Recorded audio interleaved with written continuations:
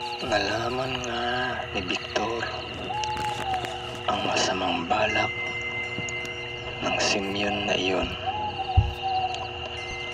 Ang pagbabanta sa maglola na may masamang mangyayari sa mga ito kapag hindi pumayag si Mayumi na siya ay sagutin at pakasalan.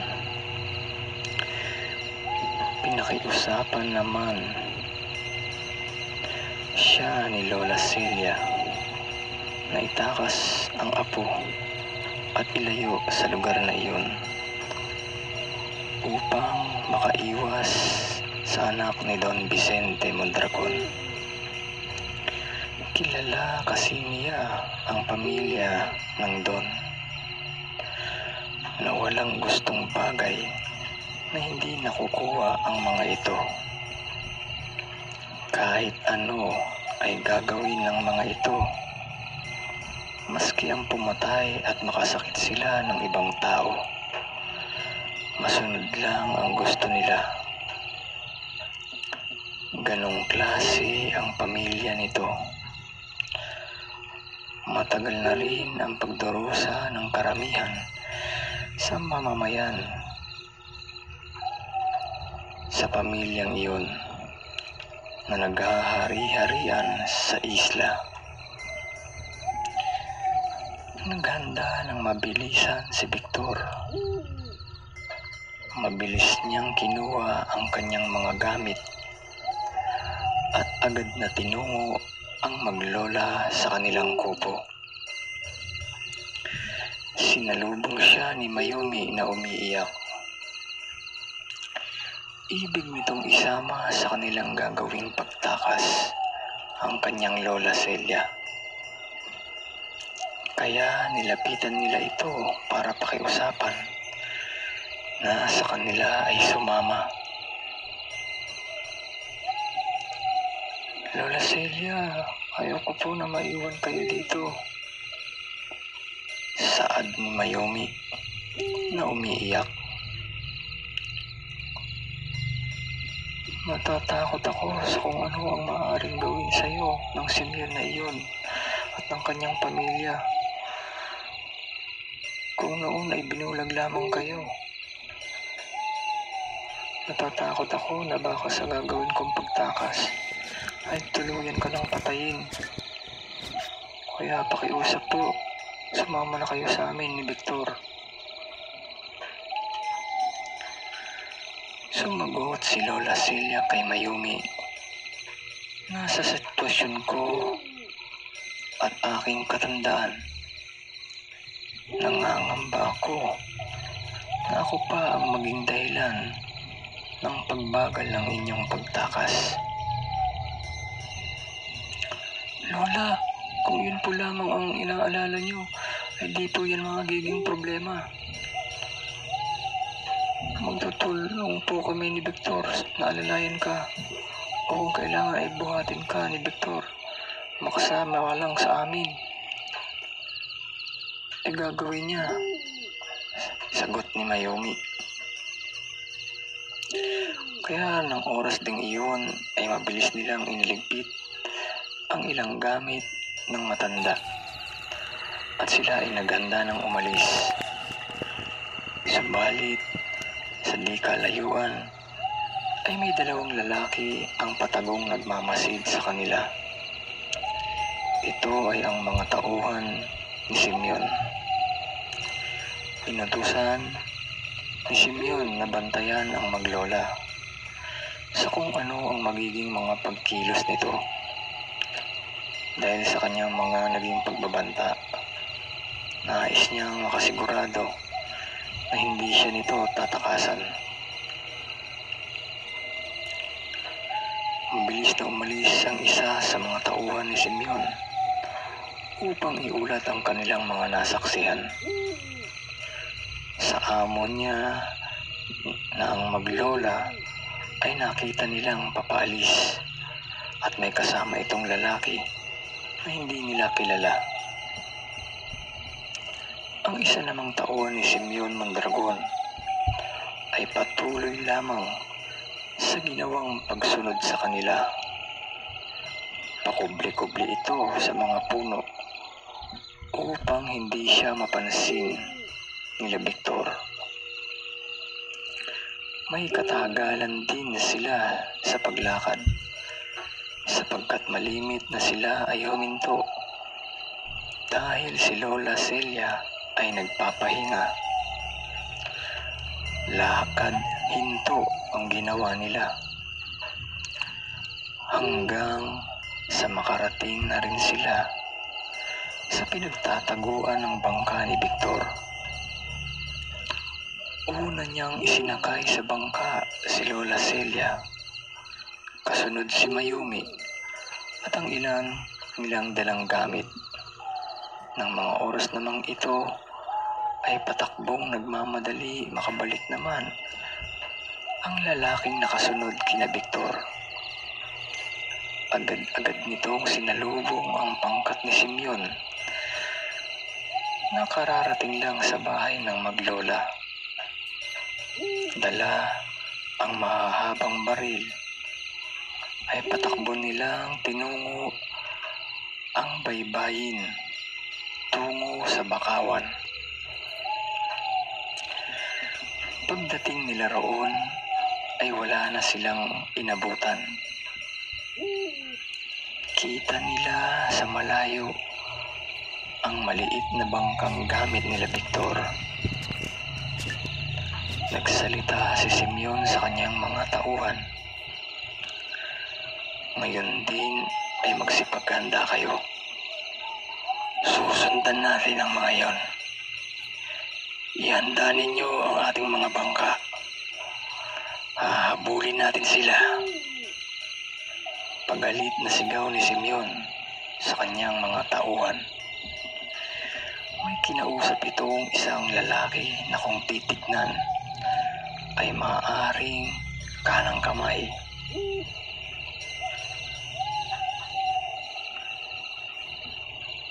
Makikita kasing nag-uutos din ito sa ilang mga tauhang naroroon.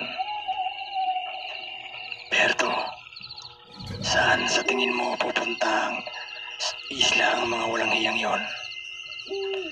Sumagot naman ito ng, Senyorito, base sa takbo ng bangka, masasabi ko na ang pinakamalapit na islang maaaring kanilang kapadparan ay ang isla kung saan nakatira ang iyong tiyo.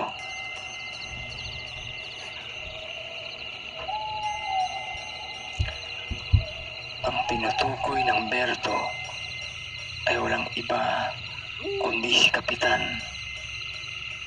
na una nang pinatay ni Victor. Hindi pa alam ng mga ito ang nangyari sa kanyang tiyo. Wala pa kasing nagbabalita sa mga ito. Magdidilim na nang makadahong ang bangka nila Victor sa isla kung saan naroroon si Lolo Bill. Nagulat ang matanda nang makita siyang may mga kasama. Isang matandang babae na pulap at isang magandang dalaga. Agad namang ipinakilala ito ni Victor sa kanyang lolo. At sinabing bukas na bukas din ay lilisan sila. Tutungo sila kay Lolo Mario upang di na matunto ni Simeon ang maglola. Nalalaman ni Victor na hindi pa sila ligtas sa lugar ng kanyang Lolo Ben. Ang batang lalaki naman ay agad na yumakap kay Victor. Pakakita sa kanya. Nakatingin lamang si Mayumi sa kanila. Nagtataka at nagtatanong kung sino ang batang lalaking ito na yumakap at nagpakarga pa nga kay Victor. Nakita naman ni Victor na parang nagtataka si Mayumi. Kaya agad siyang nagpaliwanag sa dalaga na ang bata ay ang batang kanyang iniligtas sa kamay ng mga aswang. Naalala naman ito ni Mayumi nung minsang maikwento ito ni Victor sa kanya.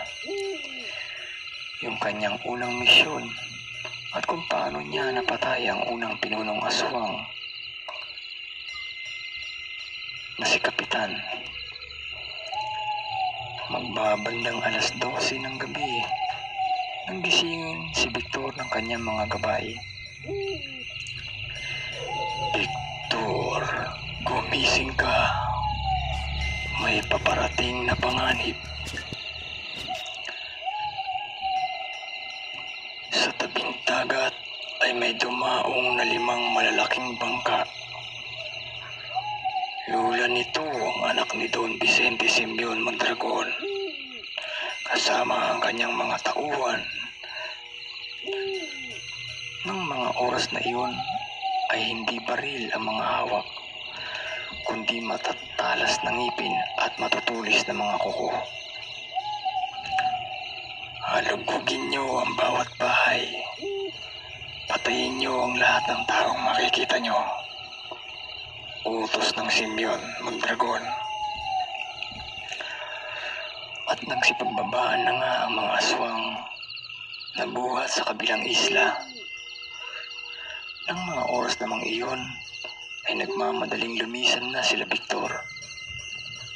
Karga ang lola ni Mayumi at si Mayumi ay tangan din naman ang bata. Nakasunod sa kanila si Lolo Ben. Kailangan nilang makalayo sa lalong madaling panahon sapagkat matindi ang pagnanais ni Simeon na pagbayarin silang maglola sa pagtakas nila dito. Ang pagtakas kasi nila ay nangangahulugan ng pagtanggi nila dito at iyon ay di mapapayagan ng ma-pride at mayabang na si Simeon.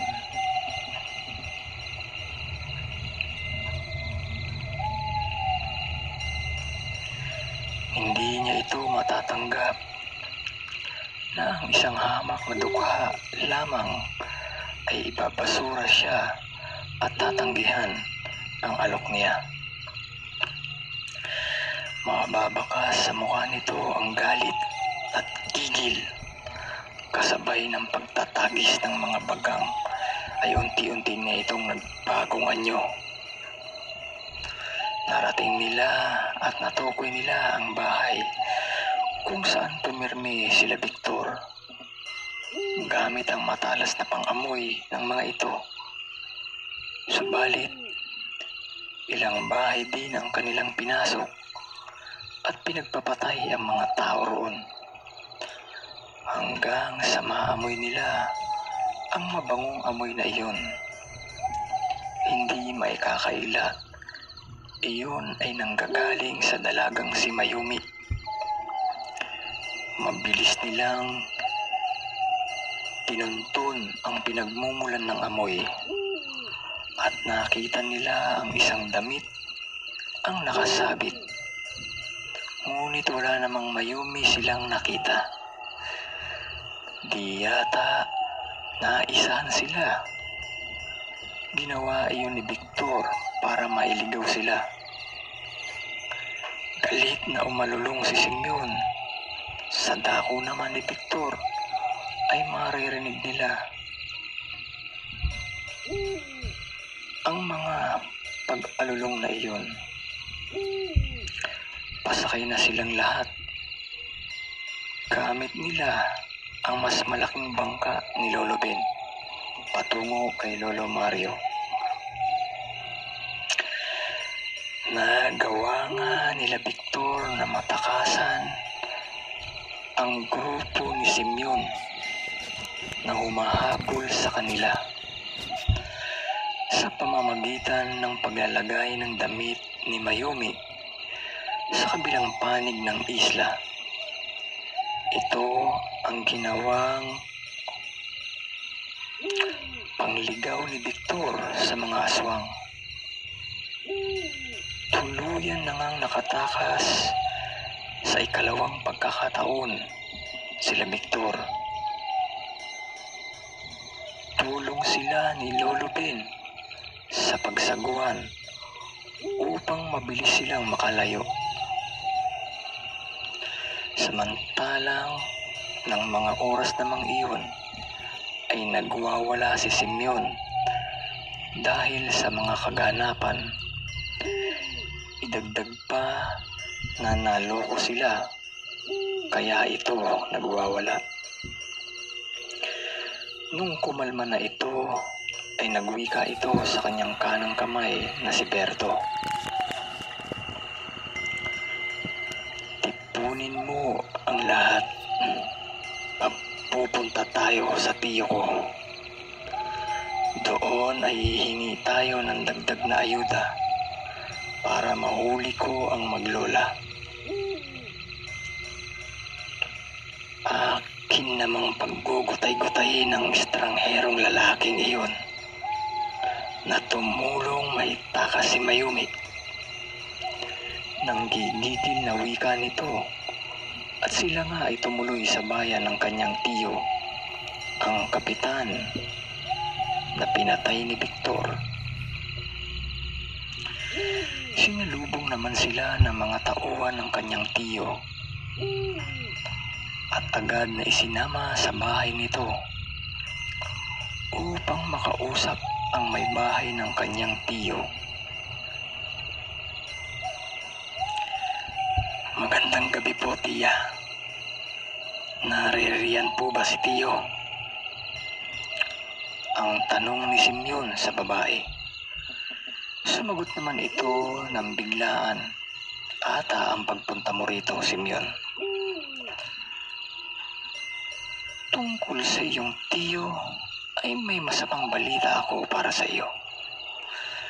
May 3 o 4 na araw na ang nakalilipas nung may dumating dito sa amin na isang lalaki. Nagpakilala itong isang dayong mangingisda tulad ng kaugalian na dito sa atin. Ito ay aming tinanggap at pinatuloy, lalo na dahil sa nalalapit na pesta. Alam mo yan, dahil minsan ka nang nakadalo sa aming ginaganap na pagdiriwang. Yung mga dayong mangingisda ang ginagawa naming handa. Ano po ba ang ibig mong sabihin, tiya? Ang walang pasensyang tanong nito sa babae. Yung lalaking dayo na nagpakilalang dayong mangingisda ang pumatay sa tiyo mo. Ang pasigaw naman na sagot na babae kay Simeon. Hindi makapaniwala si Simeon. Saglit siyang natigilan. Bunga ng pagkagulat sa tinuran ng kanyang tiya. Ano? Paano? Ito ang mga lumabas sa bibig niya. Bakas pa rin ang di pagkapaniwala sa nangyari sa tiyo niya. Ano po ba ang itsura ng lalaking sinasabi mo na nagpakilala bilang isang dayong mangingisda? Sumagot naman ito ng halos ay di kayo nagkakalayo ng agwat ng edad. Matipuno ito at nagtataglay ng kakaibang lakas at kapangyarihan. Ayon sa mga aswang na nakakita rito, ito daw ay may kakayahang maglaho. Simbilis din daw ito ng kidlat at may pagkakataon na nakita nila na kaya din daw nitong dumami o gumawa ng replika. Tinawag ni Simeon si Berto na kanyang kanang kamay. Ipatawag mo ang 2 iyon. Yung mga nakakita sa lalaking tumulong kina Mayumi at Tandang Celia. Agad na ipinatawag ang 2 sapagkat ang mga ito ang makakapagbigay deskripsyon sa anyo o itsura ng estrangherong lalaki na nakita nilang kasama ni Mayumi. Binanggit ng mga ito na matipuno nga ang lalaking kanilang nakita. Subalit, ang mas nakapagbigay linaw dito ay yung isang sumunod kina Victor hanggang sa tabing dagat. Ito ang nagsabi na ang lalaki ay may suot na kwintas. Kung hindi ako nagkakamali, ang hugis at itsura ng kwintas ay bawang.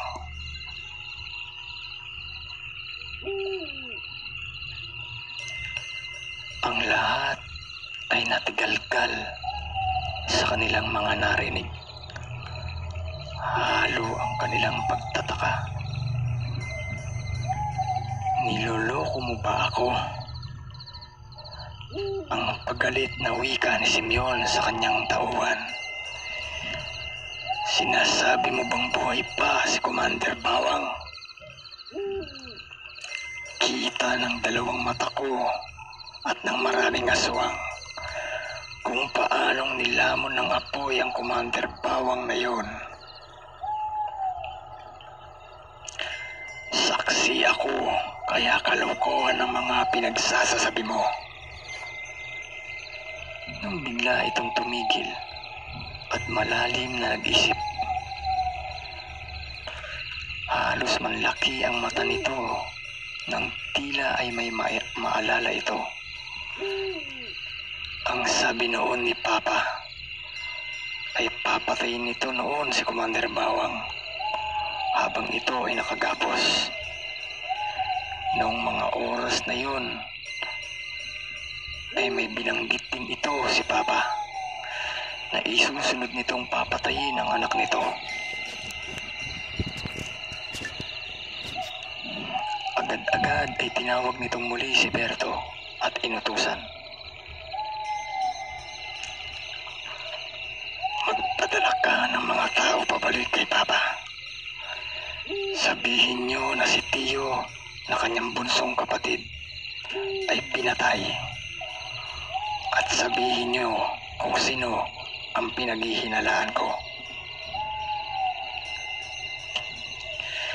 Sabihin mo kay Papa na muling nabuhay si Commander Bawang sa katauhan ng anak nito. Sigurado, pag narinig ni Papa ang mga ibabalita niyo, ay bata-batalyong aswang ang dadalhin ni Papa upang tugisin at paslangin ang anak na iyon ni Commander Bawang. At nakarating na nga ang mga nangyari kay Don Vicente Mondragon. Agad ay bumuo ito ng malaking bilang ng mga aswang upang pumunta sa islang pinamumunuan ng kanyang kapatid na pinatay ni Victor. Nagpadala rin ito ng mga mensahero para sa iba pang karatig isla, para sa mga babaylang aswang at iba pang pinunong aswang ng kani-kanilang isla na nagpapasabing ang bawang na nagbigay sa atin ng sakit sa ulo ay muling bumalik sa katauhan ng anak nito. Hinihingi ko na ako'y inyong samahan upang muli ay atin itong patayin. Shout out sa iyo, Bro Lim Nagao. Thank you for supporting us.